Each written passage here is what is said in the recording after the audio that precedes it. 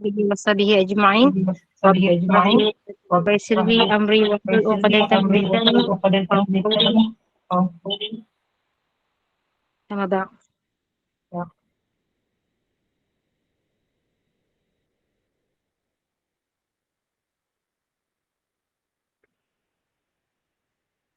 Saya tutup mic jap.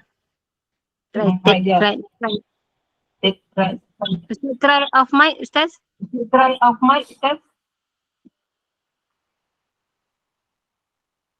Okey, baik. Alhamdulillah. Rabbi shrah li sadri wa yassir li amri wahlul 'uqdatam min lisani yafqahu qawli. Rabbi yassir 'alaika yassir wa tammim bil khair. Ahlan wa sahlan yang berbahagia Al-Fadhil Ustaz Muhammad Nazri bin Haji Mustaqim, Imam Masjid Negara, kerana sudi bersama-sama dengan Gemenur Iman dalam kuliah 2 hari ini dengan tadabbur surah Al-Baqarah sambungan ayat 189 insya-Allah. Juga bersama-sama yang dikasihi para pencinta ilmu, sahabat-sahabat yang dirahmati oleh Allah Subhanahu Wa Taala. Terima kasih kepada tim pengurusan Gemenur Iman yang dipimpin oleh pengerusi Hajar Rosniati binti Mansur. Jadi bagi memberkati kuliah kita pada pagi ini, marilah sama-sama kita membacakan umul kitab yang akan dipimpin oleh Al-Fadhil Ustaz untuk kita hadiahkan kepada baginda Rasulullah sallallahu alaihi wasallam, ahli keluarga baginda, para sahabat, para sadiqin, para syuhada, alim ulama, guru-guru kita, ahli keluarga kita serta muslimin dan muslimat, sama ada yang masih hidup ataupun yang telah kembali ke rahmatullah. Isiril Fatihah.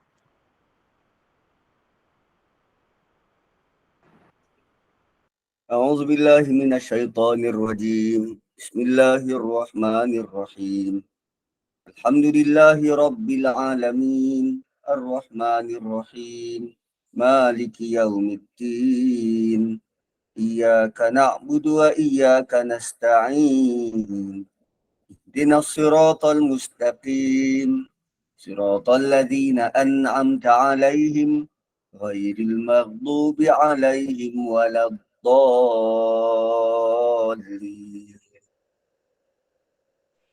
Amin, amin ya rabbal alamin. Semoga dengan istiqamahnya kita duduk dalam halaqah ilmu ini, Allah kurniakan kefahaman, Allah tingkatkan iman. Jom kita bersihkan hati dengan tadabbur hari ini. Tanpa membuang masa lagi, tafadhal mashkura. أعوذ بالله من الشيطان الرجيم بسم الله الرحمن الرحيم الحمد لله رب العالمين صلاة وسلاما على رسول الله وعلى آله وأصحابه أجمعين أما بعد. Assalamualaikum warahmatullahi wabarakatuh. Ayat 189. Yas'alunaka 'anil ahillah qul hiya mawaqitu lin-nasi wal hajj wa laysal birru bi an ta'tul buyuta min zuhuriha walakinnal birra man ittaqa wa'tul buyuta min abwabiha wattaqullaha la'allakum tuflihun. Waqatilu fi sabilillahi alladhina yuqatilunakum wa la ta'tadu innallaha la yuhibbul mu'tadin. Selepas daripada musim haji, dan diorang balik haji masuk pintu belakang, Allah kata masuklah daripada mana-mana pintu, adat resam itu tak terpakai, maka ayat 189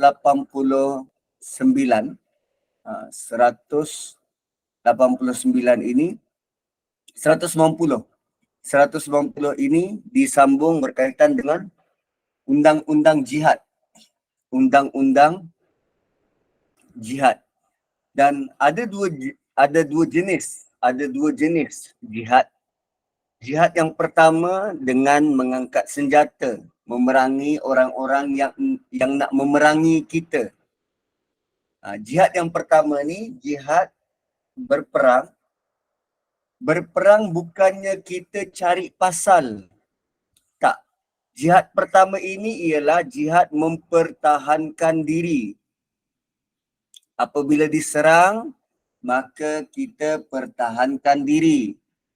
Dalam siri-siri peperangan Nabi SAW, bila yang Nabi menyerang? Tak ada. Semuanya dalam konteks Nabi mempertahankan diri. Nabi mempertahankan diri. Ada yang kata, ada ustaz Nabi pergi serang. Serang dekat mana? Dekat perang Khaybar. Nabi serang perkampungan Yahudi. Kita perlu baca ikut konteks. Sewaktu itu jam Nabi baru saja memeterai perjanjian dengan kafir Quraisy, dengan Mekah. Memeterai perjanjian dengan kafir Quraisy.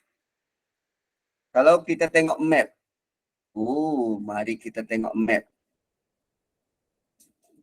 Khaybar.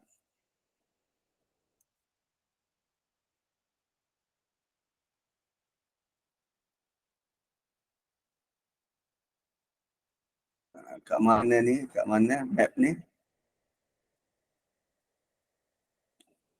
Sekejap ya. Okey, situ Khaybar.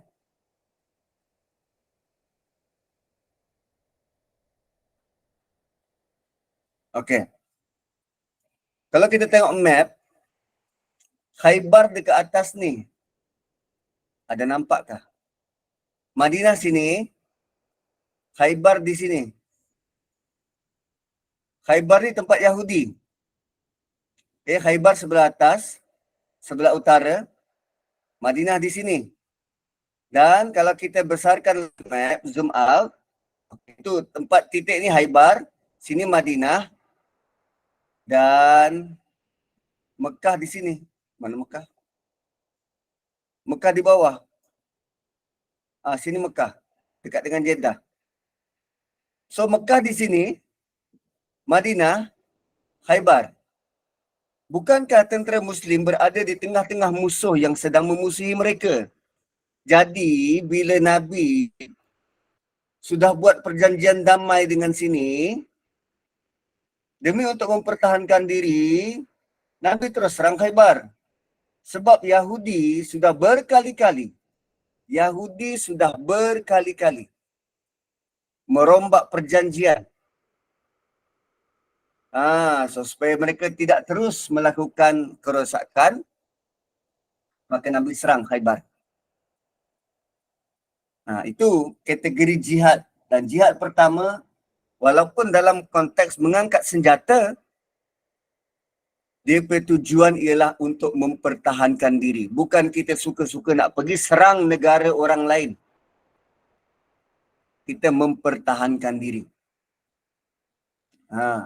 Habis Ustaz ekspedisi Omar, Abu Bakar semua tu, itu kena tengok konteks. Awalnya, asalnya, para sahabat, ini selepas Nabi wafat, para sahabat expand teritori kerajaan Islam. Bukan expand teritori pun sebenarnya. Mereka pergi keluar untuk tujuan berdakwah. Ajak orang masuk Islam. So itu jam dipesifir begini. Kalau Perdana Menteri masuk Islam, kalau Raja masuk Islam, rakyat otomatik akan masuk Islam. Kalau Raja tak masuk Islam, rakyat akan stay. Ikut agama Raja. So agama negara adalah, Raja adalah agama negara. Raja adalah agama negara. Sekarang datang pendakwa Islam, pergi jumpa dengan Raja. Raja, kami tawarkan kepada engkau Islam. Tapi kalau engkau menolak, izinkan kami pergi berdakwah kepada rakyat. Idea dia macam tu. Raja, kami tawarkan kau Islam. Kau terima, bagus. Kalau kau menolak, izinkan kami untuk berdakwah kepada rakyat. Kalau tolak juga, kami tawarkan perjanjian damai begini. Bayar ufti pada kami,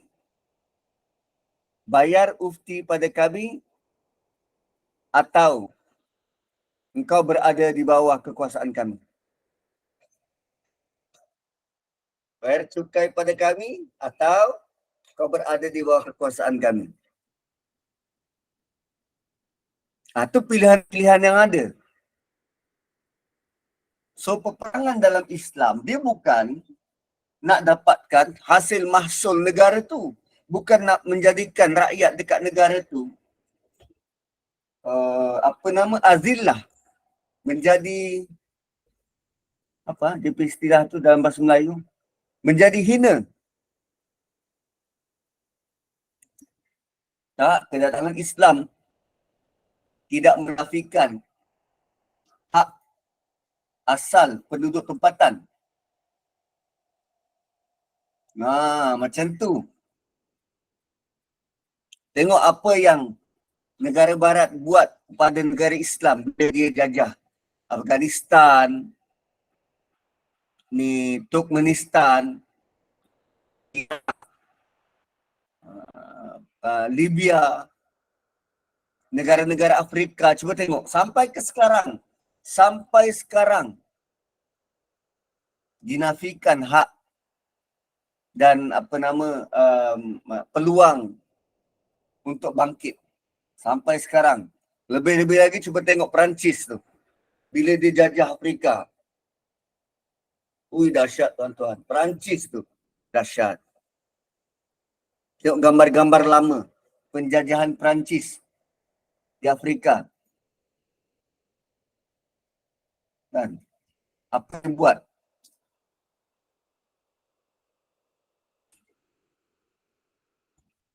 Dahsyat. Dia punya dia memperhambakan orang-orang Afrika tu. Ui. Lepas tu dia jual, terutama dekat Morocco. Ni. Nampak tu? Tu kepala tu. Kepala orang. Disusun-susun macam tu. Perancis ni antara negara yang paling teruk menjajah. Lepas tu sekarang diorang nak berbaik-baik semula. Nak berbaik-baik semula dengan negara yang jajah. Tak tahu kat Perancis tu banyak kulit hitam. Sebab dia ambil hamba-hamba daripada Morocco, dari Algeria datang ke negara dia untuk diperhambakan. Lalu hamba tu hidup dan beranak pinak. Sehingga hilang jati diri dan agama. Tengok Belanda, Spanyol pergi menjajah Filipin. Bunyi dia marahlah tindakan tindakan Gibraltar tu, Tariq bin Ziyad. Sehingga bila dia menjajah dan menjarah Filipin terus jadi negara Kristian. Sedangkan dulu Filipin tu nama ibu kota dia Fi Amanillah. Ditukar jadi Manila. Negara Islam Filipin tu. Tukar habis. Dia bukan benci kulit hitam. Dia merasakan kulit putih lebih superior. Istilah dia ialah white supremacy. White supremacy. Sampai sekarang, idea itu masih white supremacy. Dia rasa kulit dia tu putih, lebih mulia berbanding orang yang macam kita ni. Kita tengok Cina tu kan putih. Kan, Cina tu putih. Dia pergi kat Amerika, orang Cina tu dipanggil yellow. Orang ASEAN ni dipanggil yellow. Punya dia tak nak sama dipanggil orang Cina, tak nak sama dipanggil macam dia putih.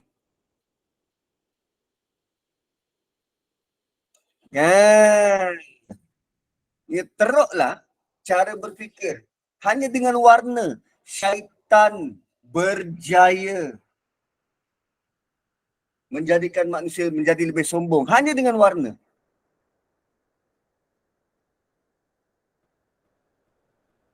Kan?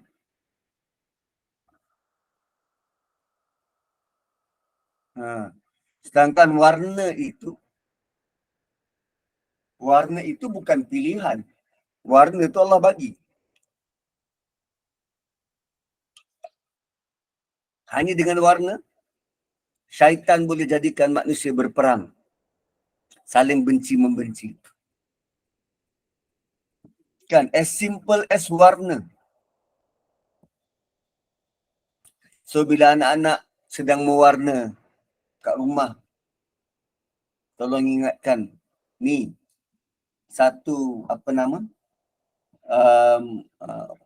satu watercolor, berapa warna ada semua? 12 warna. Cuba tengok ni, warna-warna yang Allah cipta ni. Jangan sampai warna ni menjadikan kita membenci makhluk lain sampai berperang, memperhambakan hanya kerana warna. Dan bayangkan, tanpa warna ni, indah ke kita nampak alam ni? Tak mungkin. Tak mungkin. Kalau dia kata putih lebih mulia berbanding hitam, cuba tengok dekat keliling berapa banyak warna putih yang kita nampak mengungguli benda-benda lain. Tak ada. Kebanyakannya warna hitam, malah bayang-bayang kita pun berwarna hitam. Tak kira apa jenis warna kulit kita, bayang-bayang tetap sama warnanya, hitam. Tu bila cara berfikir songsang, maka tindakan dan hasilnya juga songsang. Okay. So, waqatilu fi sabilillah. Jihad yang pertama tadi, angkat senjata, mempertahankan diri, memerangi orang-orang yang kufur. Bila diserang, maka kita wajib mempertahankan diri. Dan jihad kedua ialah sampaikan agama. Jihad kedua, sampaikan agama. Ada juga Nabi pernah bagi tahu, kita balik daripada jihad yang kecil kepada jihad yang besar. Nabi sebut macam tu pada para sahabat. Sekembalinya daripada perang Badar, Nabi kata kita kembali daripada jihad yang kecil kepada jihad yang besar. Sahabat tanya, kita baru balik perang kot. Jihad kecil apanya? Kan perang tu jihad yang besar. Nabi kata tak. Ada jihad lebih besar daripada itu. Apa dia? Jihad melawan hawa nafsu. So kita melawan hawa nafsu ni tuan-tuan. Hari-hari kita berjihad. Hari-hari kita berjihad. Dan jihad itu besar. Jihad itu besar. Tadi saya baru kena call oleh kawan. Dia message sebelum tu, dia kata boleh tak call. Dan dia kata dia dah tak ada motivasi. Dan dia rasa akidah dia dah lari. Ustaz. Dia kata dia dah tak ada motivasi dan akidah dia lari. Lalu apa dia punya problem? Dia kata sebelum dia ditugaskan gini, dia mesti sakit. Dia rasa sakit lah, begitulah, tak selera makan lah, apalah. Setiap kali nak bertugas. Kan, dia meluahkan apa yang dia rasa. Kita yang mendengar, kita cubalah datangkan solusi. So, bila kita tengok ada kaitan, okey, setiap kali dia nak bertugas, dia rasa macam ni. Setiap kali diberi tugasan penting, dia rasa macam ni. Ini bukan bab akidah. Ini kerana stres.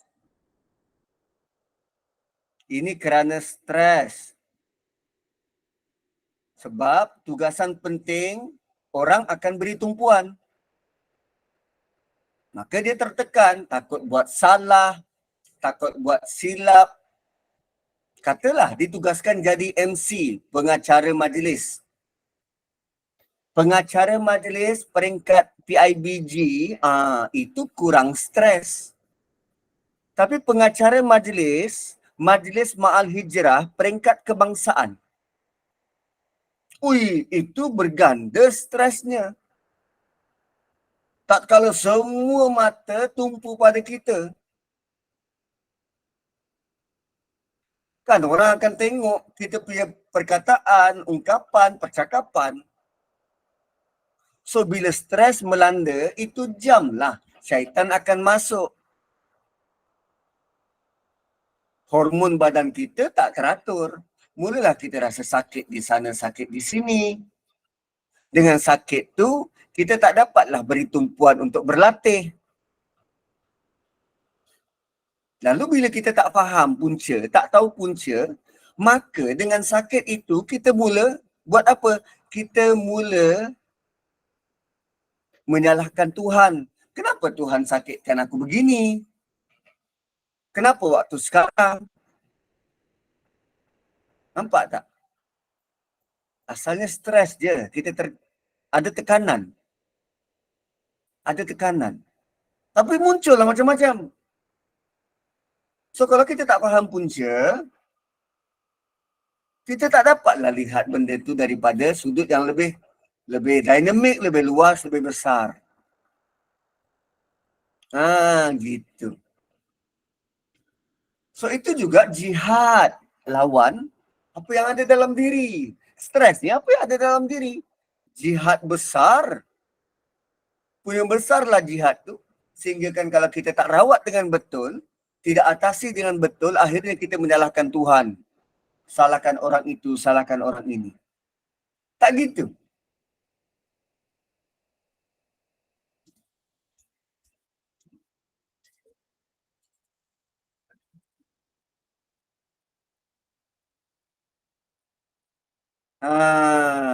Kan. So begitulah tuan-puan. Semakin kita diberi tanggungjawab sebenarnya, semakin besarlah kita punya bentuk ujian tu. Tapi besar kecil bentuk ujian tu kan datang dari Tuhan. Dan bagaimana kita menanggap ujian itu sebagai besar dan kecil. Tapi Nabi bagi tahu, jihad yang besar ialah melawan hawa nafsu. So jangan pandang kecil, jangan pandang remeh terhadap jihad itu. Kalau sebagai suri rumah, sebagai suami di rumah, nak lawan, bagaimana kalau kita berbincang dengan orang dekat rumah tu, mengekalkan composure, mengekalkan ketenangan, tak tinggi suara, tidak merasa asyik nak betul. Oi, itu berat tu. Berat. Kan, tak kalau kita rasa kita nak, ketika kita rasa kita ada autoriti, maka kita nak pandangan kita je diterima. Pandangan orang lain, tak. Tak kita bapa. Atau kita mak.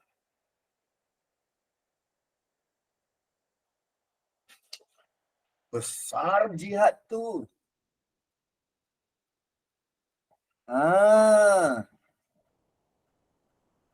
Kan. Dan kalau ikut perkataan jihad tu sendiri, jihad maksud dia berusaha bersungguh-sungguh. Jihad bukan bermaksud berperang. Jihad maksudnya berusaha sungguh-sungguh. So jihad tu maksudnya sangat luas. Dia mencakupi sangat luas. Kan contohnya, sungguh-sungguh ke kita nak bangun malam lepas tidur untuk solat? Kita lawan kehendak kita nak tidur. Sungguh-sungguh ke kita? Cuma perlu diingat tuan-puan, ada beza antara tahajud dan qiyam. Ada beza antara tahajud dan qiyamul lail. Ustaz Zulkhairi dia bagi tahu tahajud ni apa saja solat kita buat selepas solat Isyak.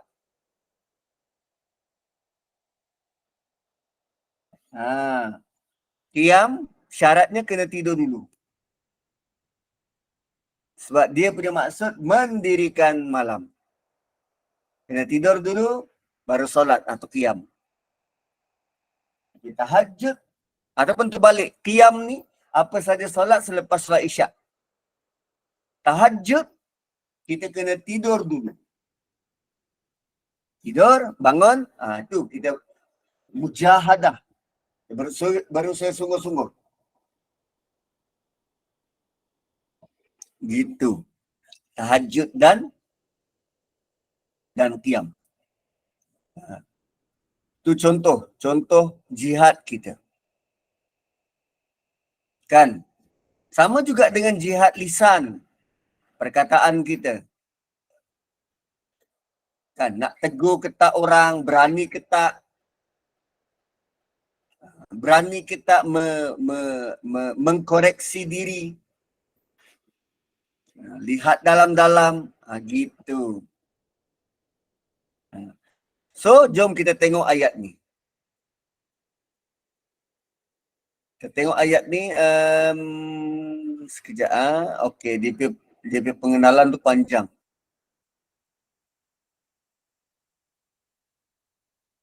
Okey, perlu diingat, sejarah peperangan dalam Islam hanya dibenarkan selepas Nabi berhijrah. Hanya dibenarkan selepas Nabi berhijrah. Sewaktu di Mekah, ada sahabat yang dah minta izin pada Nabi untuk gaduh, untuk memerangi kafir Quraisy, tapi tidak diizinkan. Why? Kenapa sepanjang di Mekah 13 tahun Allah tidak beri arahan perang? Sedangkan kalau lihat apa yang berlaku di Madinah, yang memerangi orang Madinah ialah orang Mekah. Kenapa sepanjang 13 tahun waktu diorang kat Mekah tak dibenarkan berperang? Tapi lepas pergi Madinah, bila orang Mekah datang, serang, barulah dibenarkan berperang. Why? Apa macam tu? Kan? Sebab sewaktu di Mekah, Allah nak orang-orang beriman ini faham benar-benar tentang agama. Agama ni bukannya agama yang cepat melompat. Diusik sikit, marah. Dibuat sikit, begitu. Tak, 13 tahun kau tahan lah. Sumayyah kena bakar, kena rebus. Ammar, Yasir. Syahid. Tak melawan, tak. Kena sebat. Tapi bila sudah faham agama, negara sudah terbina, barulah Allah benarkan perang. Kerana kalau mereka berperang di Mekah, diorang nak lari ke mana? Kalau mereka dibenarkan berperang di Mekah, sedangkan mereka tinggal di Mekah, kalau menang, apa respon penduduk Mekah yang lain yang tak terlibat dengan peperangan? Ganas betul Islam ni. Kan, apapun alasan kita, dunia akan melihat, Islam ni sangat ganas. Dia sanggup memerangi orang, rakyat tempatan, semata-mata nak berada di puncak. Itu menjadi fitnah besar untuk agama. Sebab Allah tak benarkan perang di Mekah. Dan tuan-puan, ayat ini berserta dengan ayat dalam surah Taubah. Ayat inilah yang menjadi ayat yang paling kontroversi. Ayat selepas ni nanti, ayat paling kontroversi. Yang menjadi bullet point kepada orientalis dan masyarakat barat yang nak memburukkan Islam. Guna ayat ni. Dia kata, bunuhlah mereka di mana saja kamu dapati mereka. Usir mereka dari tempat mereka. Macam tu. Kat mana saja, cari betul-betul. Bunuh mereka. Dia kata, tengok. Quran mengajar orang nak bunuh orang lain. Tapi dia petik konteks itu, dia 191. Dia tak melihat sebelum tu. Apa sebelum tu? Apa ayat 190? Ayat 190 Allah kata, waqatilu fi sabilillah. Berperanglah kerana Tuhan, kerana Allah. Berperang kerana Allah. Bukan kerana kita ditindas. Bukan sebab ada kaum lain yang lebih kaya daripada kaum kita. Bukan sebab, ini ada kepentingan politik. Tak. Berperang kerana Allah. Kerana agama. Fi sabilillah. Allah sebut dengan jelas, jihad yang diperlukan adalah jihad di jalan Allah. Ini bukan perang biasa. Perang untuk tegakkan tauhid. Ini bukan perang nak dapatkan harta rampasan perang. Bukan nak luaskan tanah jajahan. Bukan kerana marah negara orang lain. No, bukan itu. Tapi kerana Allah. So, selagi kita tak faham, selagi hati itu tidak dicanai 13 tahun di Mekah tentang iman, tak mungkin sahabat boleh berperang kerana Allah.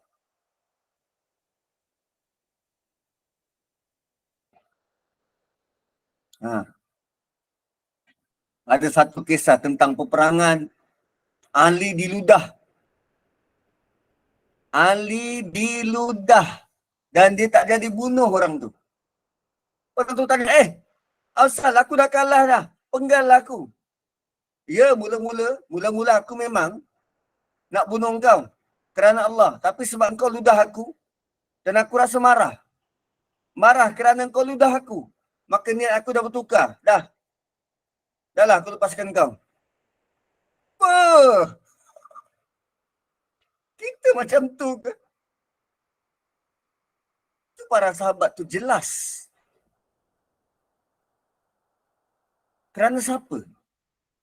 Kalau kita tunggu lagi. Mana mulut yang ludah tu? Mana? Mari aku penggal. Diorang jelas. Tahu apa dibuat. Tindak tanduk tu clear. Kan. Sahabat tu dia begitulah. Jelas fikirannya. So, dan bila turun ayat ini, dia sebenarnya jalan keluar. Jalan keluar daripada penindasan berterusan oleh musyrikin Mekah. Penindasan berterusan oleh musyrikin Mekah. Contohnya macam ni, kita duduk minding our own business, duduk dekat meja kita.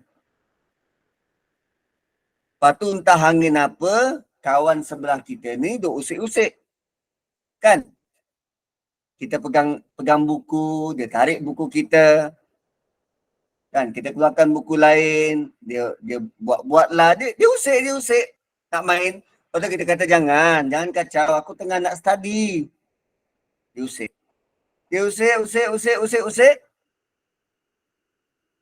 Kita mengambil pendekatan untuk pindah bilik sebelah.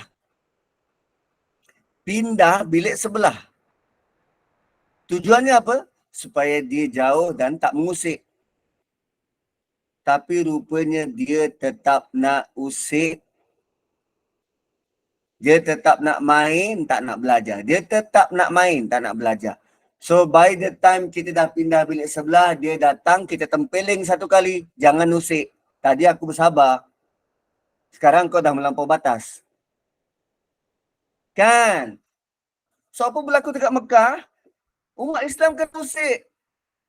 Kena tindas. Kena pulau. Kena macam-macam. Allah arahkan berhijrah. Hijrah ke Madinah. Diorang tak puas hati. Nak perang juga. Nak hapuskan juga. Kau tunggulah. Kami pun ada tangan dan kaki. Jom kita perang. Macam itulah. Kan asalnya kat Mekah. Kau usik-usik kita orang tak. Allah arahkan pindah-pindah. Selagi Allah tak arahkan, kami tak pindah. Kami kekal untuk beriman. So, bila dah pindah Madinah, diorang macam gila talak. Dulu kami kat sana, korang tak suka. Sekarang kami kat sini, korang tetap nak musnahkan kami. Jom, kita perang. Gitu. Tapi Barat tidak melihat macam tu. Barat melihat, Islam ni kejam. Islam ni, dia punya arahan suruh bunuh kot. Kau yang tak faham latar belakang, lepas tu pandai-pandai buat conclusion sendiri. Kan? Kita borak-borak dengan bini, tiba-tiba suami naik suara. Bini kita dah memang biasa dah lah, faham sangat lah, abang tu memang nak menang. Menang lah. Dalam keadaan gurau-gurau, suami naik suara, masih lagi dalam keadaan terkawal dan ialah nak berusaha kan. Jiran lalu dia tengok suami naik suara, lepas tu jiran tu kata, apalah ni, tak patut orang lelaki naik suara, ni lah penindasan kepada wanita. Dia ceramah pula kat luar. Kau tak faham apa-apa, kau baru lalu satu kali, baru dengar satu kali naik suara, lepas tu kau tuduh yang bukan-bukan. Itu yang berlaku pada masyarakat Barat. Dia tak faham apa yang berlaku, lalu dia buat assumption sendiri. Kan, sedangkan kita laki bini elok je senyum-senyum, gelak-gelak kat rumah.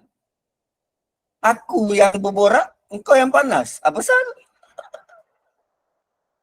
Kan? So begitulah tuan-tuan. Tak habis juga satu ayat ni. Dia suka-suka dia je. Nak memahami tak, tapi dia buat assumption sendiri. Konon-konon dia lah paling, tu. Penyakit apa? Kami putih. Kami kalau putih, kami layak untuk beri pandangan kami. Itu penyakit warna tadi tu. Kami putih, kami superior, white supremacy, kami layak untuk beri pandangan kami sebab kami rasa kami putih dan kami rasa kami lebih bijak. Suka-suka hati dia. Nampak tak? Syaitan punya mainan. Bila dia rasa dia ada kelebihan hanya dengan warna, tak perasan kan? Tak perasan. Hui, dahsyat. Punyalah tak perasan, dah 9 suku. So kita ada 15 minit lagi. Gitu. Saja aku nak bagi tahu kan, nanti kata Ustaz tiba-tiba break. Memanglah korang tak tengok meter. Aku tengok meter.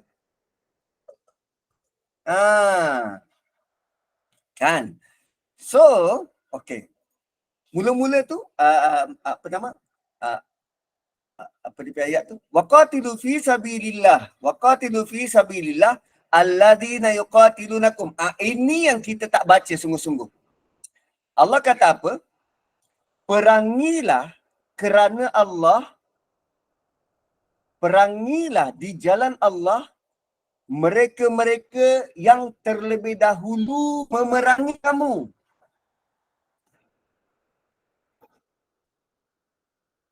Perangi orang yang terlebih dahulu datang nak berperang pada kamu. Ini konteks kita pertahankan diri.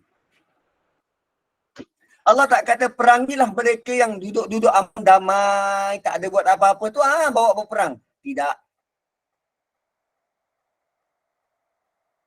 Allah kata waqatilu fi sabilillah allazina yuqatilunakum. Perkataan allazina yuqatilunakum itu selalu kita pass by, terlepas pandang. Allazina yuqatilunakum maksudnya mereka-mereka yang datang nak berperang dengan kamu. Ini tindakan mempertahankan diri. Orang-orang yang memerangi kamu.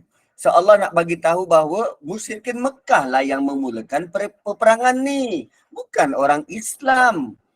Ini penting untuk dijelaskan sebab dalam sejarah dunia, orang Islam yang mulakan perang. Ahli sejarah kata orang Islam Madinah lah yang mulakan perang Badar. Lepas ambil alih Mekah daripada penduduknya. Problemnya ialah, ada tak orang Islam, ahli sejarah Islam di peringkat dunia yang nak bawa idea ni membetulkan?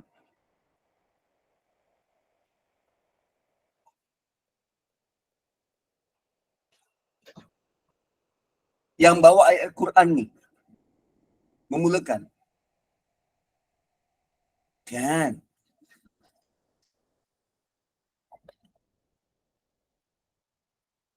Quran sendiri menyatakan, menjelaskan. Mereka berperang, perangi, pertahankan diri terhadap orang-orang yang datang nak menceroboh kamu. Gitu. Kemudian Allah kata apa? Wala ta'tadu. Jangan over the limit. Jangan melampau batas. Walaupun dibenarkan perang, tapi ada syarat. Jangan mulakan perang. Kalau dah berperang, jangan melampau batas. Itu undang-undang perang tu kot. Dan waktu berperang ada undang-undang dia, jangan seksa orang yang berperang dengan kita, dahlah dia kalah. Jadi tawanan, kita seksa pula dia. Kan? Saya suka baca komik.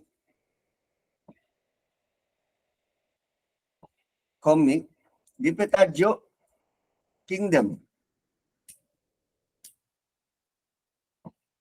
Komik tajuk dia Kingdom. Tuan-puan kalau minat baca komik, boleh pergi Mangaka Kalot. Nama website tu, Mangaka Kalot. Kingdom. Cerita Kingdom ni, dia berlatar belakang bagaimana tertubuhnya kerajaan Qin.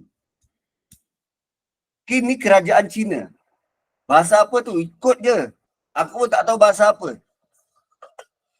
Qin ni kerajaan besar Cina yang di sejarah dia menyatukan kerajaan-kerajaan kecil di Cina waktu tu. Qin. Ini sejarah macam mana dia nak satukan kerajaan-kerajaan. Kerajaan-kerajaan kecil dia nak satukan. So ada satu peperangan, diorang berperang ni ribuan tahun tau. Pengalaman Cina berperang ni ribuan tahun. Ada satu peperangan, daripada banyak peperangan ni, dia menggunakan helah. Helah macam mana? Dia nak paksa general pihak sebelah sana tu hilang akal, bertindak terburu-buru hingga hilang pertimbangan supaya mudah diserang. Dia bertarget tu, supaya general sebelah sana hilang akal, bertindak terburu-buru dan mudah diserang. Itu dia punya target. Cara dia serang satu kawasan, satu tempat, dia pergi ambil tawanan, setiap tawanan dipenggal kepala. Ratusan ribu, tak kira wanita, kanak-kanak dipenggal kepala. Tujuannya supaya general tu keluar berperang dalam keadaan hati kacau.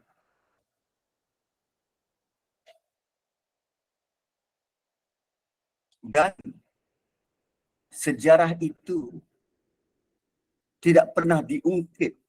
Nak kata kerajaan Cina ni teruk. Nak kata agama bawaan Buddha teruk. Nak kata konsep yin dan yang tu teruk. Tak ada. Ratusan ribu penggal macam tu. Tawanan-tawanannya tak diberi hak, dipenggal macam tu, dibunuh. Bunuh. Mayat dia dimalukan. Itu yang berlaku.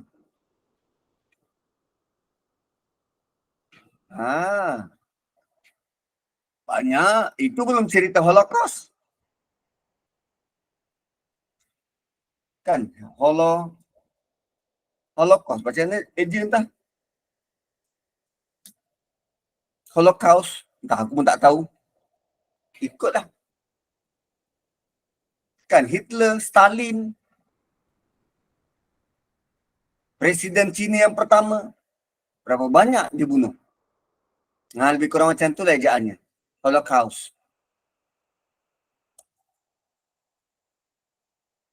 So, dalam peperangan ni dia ada undang-undang. Dan undang-undang itu perlu ikut dipatuhi. Jangan lepas kita tawan musuh, kita kerat tangan dia. Jangan. Jangan ganggu orang perempuan. Kita berperang dengan orang lelaki je. Orang perempuan jangan diganggu. Kanak-kanak, orang tua dah, jangan. Jangan buat khianat pada manusia. Jangan ganggu orang yang berlindung dalam rumah ibadah mereka. Dia berlindung dalam church. Tak boleh bom church tu. Lagi-lagi kalau hospital. Cuba tengok apa dibuat oleh Israel terhadap Palestin. Hospital dibom. Dan bila dia bom hospital, ada dia rasa bersalah. Ada dia dihadapkan ke mahkamah dunia. Tak ada. Tak ada. PBB bersuara. Tak ada. Tu tengok cengkaman Yahudi. Dan Yahudi pun lebih kurang sama. Tak ada beza dia dengan dia rasa aku lebih putih dari yang lain. Dia memang rasa kami, bangsa kami lebih mulia daripada yang lain. Yang merasa lebih ni kan perangai iblis. Kan? So, semua undang-undang itu kan berlindung dekat rumah ibadah, jangan dibunuh orang yang tak melawan, jangan dibunuh. Tak boleh bunuh orang di depan anak beranak dia. Apa beza kita dengan Firaun kalau kita buat macam tu? Firaun bunuh anak depan mak bapak dia, sembelih depan-depan. Sembelih kot. Yuzabbihu abna'akum. Dia menyembelih anak-anak. Anak kamu, baby yang baru lahir tu, sembelih depan mata mak bapak. Dan ini semua adalah undang-undang perang yang diletakkan dalam Islam. Dan sebab tu, bila kita lihat apa yang dibuat oleh ISIS sebelum ni, dia dah lah bunuh orang, dia letak pula dalam YouTube, letak dalam video, seksa pula orang tu. Lebih menyedihkan, dikatakan yang membunuh itu adalah pejuang Islam. Dan kita pun tak dapat pastikan benda tu, dakwaan tu betul atau tak sebab dia pakai serkup. Entah anak tudung mak dia dipakai untuk bunuh orang. Kan bongkok. So kalau kita tengok video-video tu, semua tutup mata. Macam mana kita nak pastikan betul di Islam ke tak? Itu tujuan propaganda. Jahat. Jahat. Kau tunggulah ke akhirat nanti. Kau tunggu. Tak payah tunggu ke akhirat. Kau tunggu nanti waktu kau mati. Kau tunggu jika kau tak bertaubat.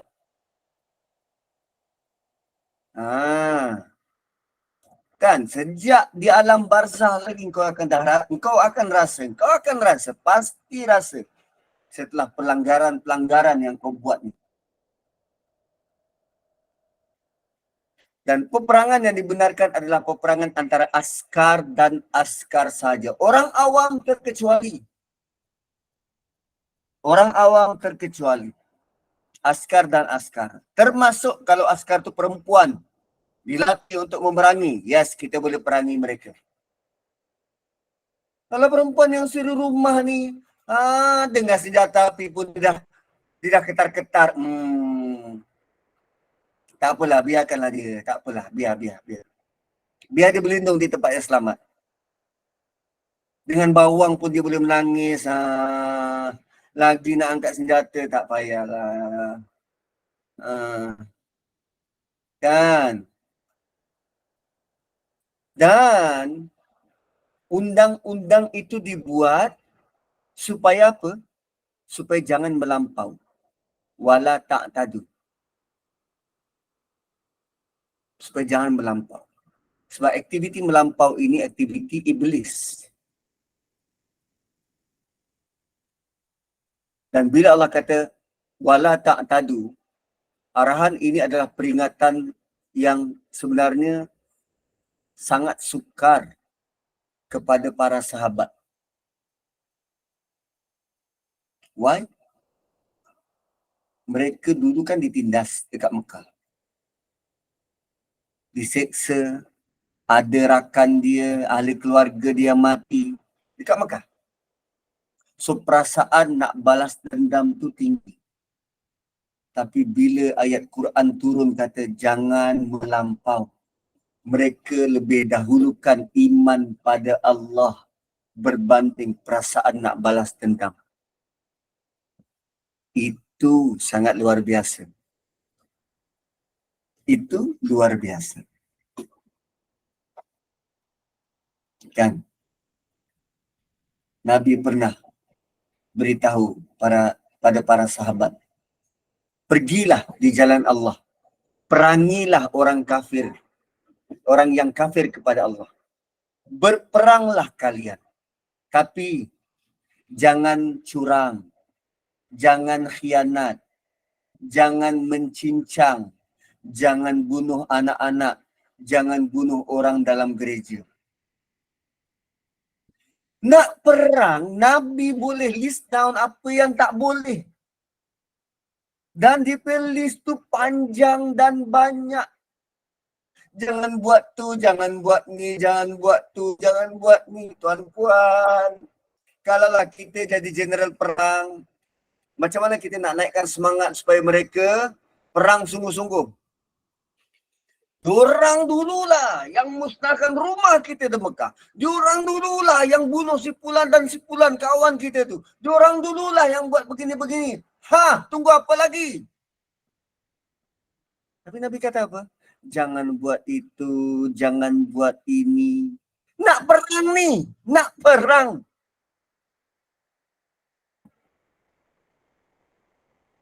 Dia kata jangan buat tu, jangan buat ni.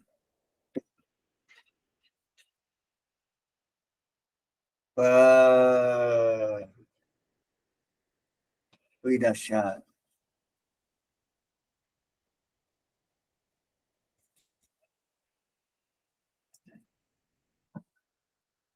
Kan? So, innallaha la yuhibbul mu'tadin. Dan Allah tutup ayat itu dengan Allah tak suka orang yang melampau. Allah tak suka orang yang melampau. Ada satu ketika Nabi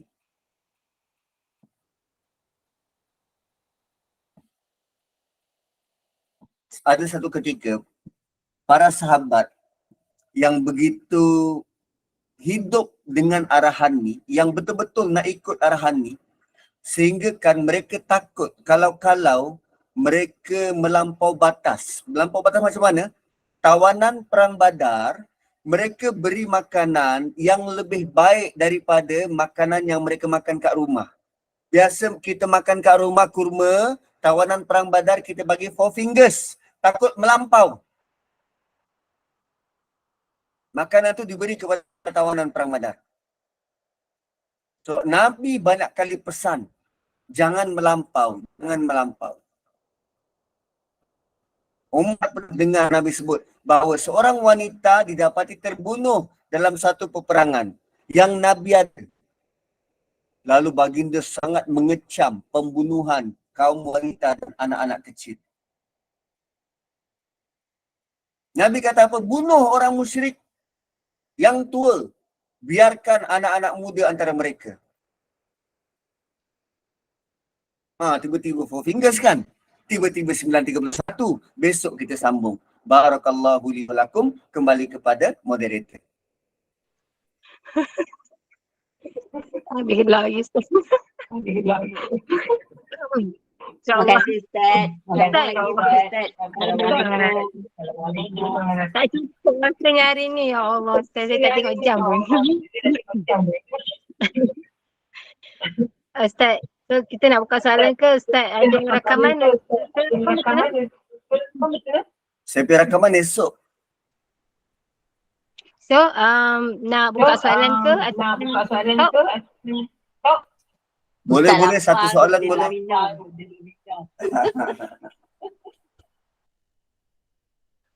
Puan Mazia angkat tangan nak tanya ke? Hari ni Ustaz punya mic memang bergema. Oh, bergema. Minta maaf. Saya nak bergema nak iman kan? Kejap.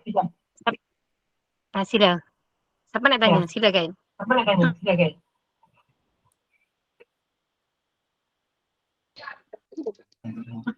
Assalamualaikum Ustaz.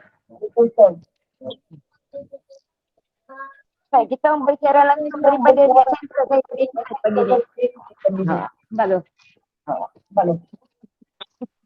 Akhirnya.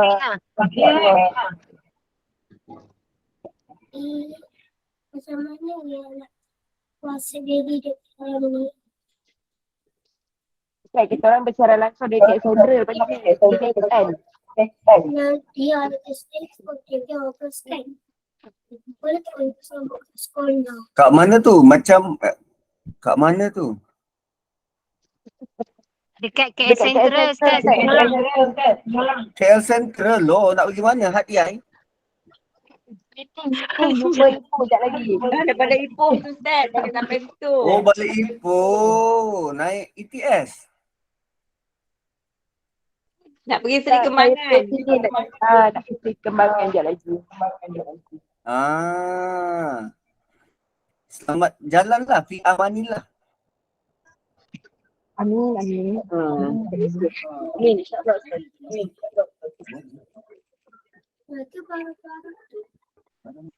Okey, ada soalan ke tak ada? Tak ada. Kita tutup. Allah. Dia jaga mungkin dia tidak boleh. Comelnya suara latar belakang tu. Dia Ya, sekejap. Saya tengok kat chat sekejap. Sebab Ustaz Mahir dia memang bergema lagi.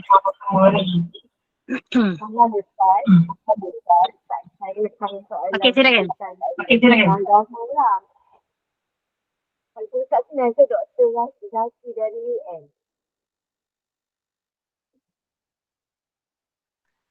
Puan tak jelas. Semula? Saya nak tanya Ustaz Senasa Dr. Zaki dari UN.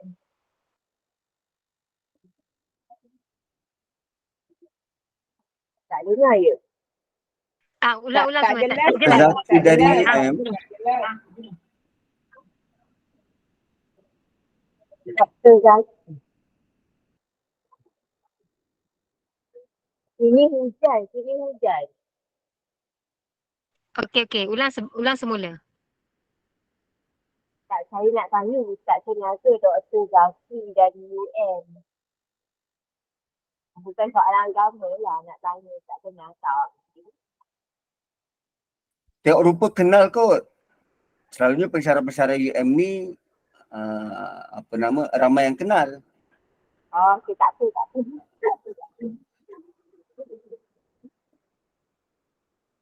Saya kenal dia yang tak kenal saya. Ustaz saya glamour. Kita balik tu.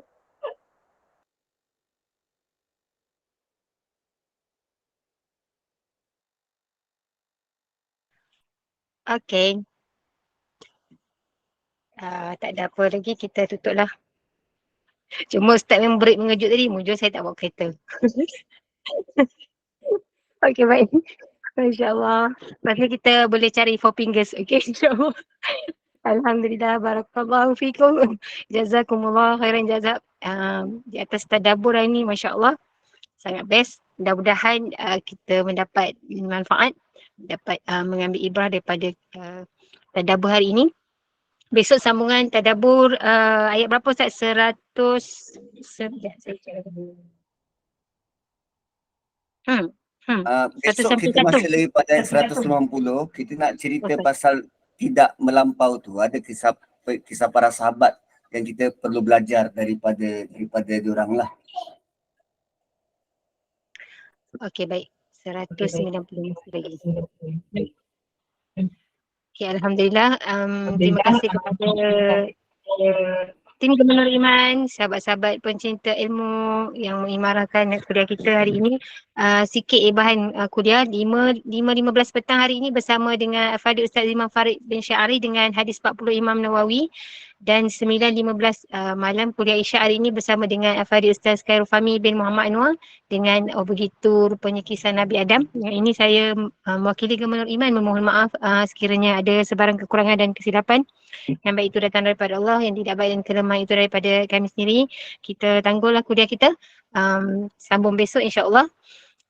Sebagai menutup majlis, mohon sekali lagi Afadil Ustaz untuk bacakan tasbih kafarah dan surat As. Saya sudahi dengan wabillahi taufiq wa hidayah. Assalamualaikum warahmatullahi wabarakatuh. Subhanakallahumma bihamdik.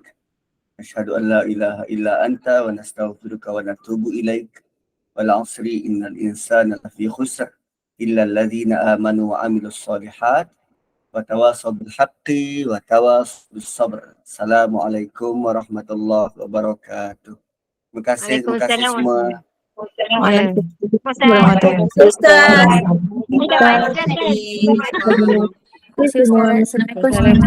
Terima kasih. Ketawa-ketawa. Terima kasih semua. Comel je suara belakang tu.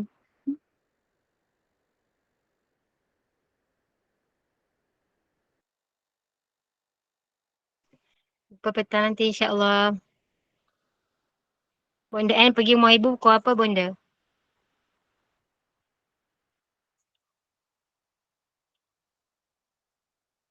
Bonda No pergi rumah ibu tak?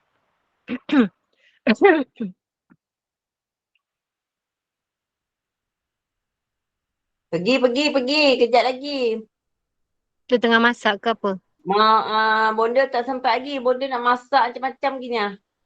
Sian Bonda. Rumah Kalau pun tak dekat ni, sampah lagi. kalau dekat ni tolong lah. Ya Allah, Tuhan. Tabur je lah. Kan? Oh, sian. Mudah-mudahan sihat lah Bonda. Ya Allah, jenuh nak. InsyaAllah. InsyaAllah Allah bagi kekuatan tu. Jumpalah nanti insyaAllah. Petang nanti. Terima kasih semua. Keluar dulu maaf Zahid dan batin. Bonda No, tolong off record. Siapa yang boleh off record ni? Bonda No, Bonda Muda. Bonda Moda, off record please. Kak Mas, tapi Kak Mas